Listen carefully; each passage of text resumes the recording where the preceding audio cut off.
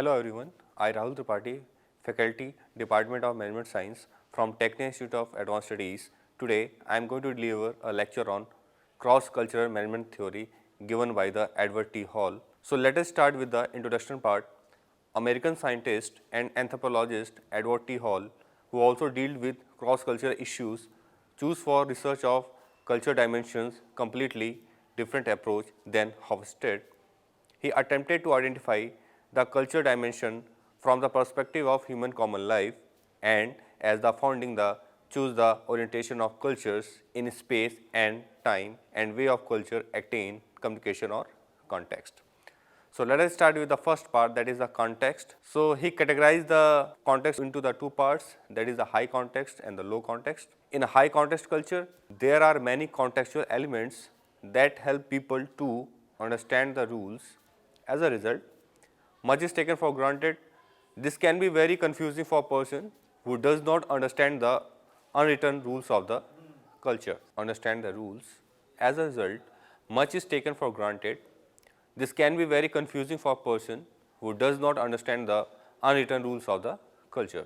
So this is all about the high context. Moving on, that is the low context. In a low context culture, very little is taken for granted. While this means that more explanation is needed, it also means there is a less chance of misunderstanding, particularly when visitors are present. So this is all from the low context. Next one, that is the time factor. So in the time factor, we are going to study first is there is the monochronic time. So M time, as he called it, means doing one thing at a time. It assumes careful planning and scheduling and is a familiar Western approach that appears in disciplines such as time management.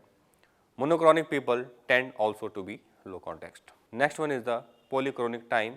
In polychronic cultures, human interaction is valued over time and material things, leading to a lesser concern for getting things done. They do get done, but more in their own time. Next one we are going to discuss is that is the space. Some people need more space in all areas.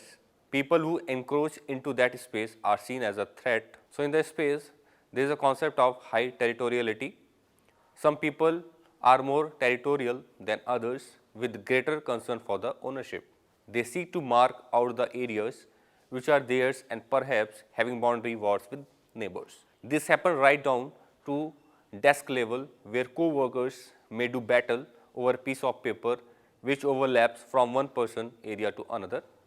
At national level, many wars have been fought over boundaries.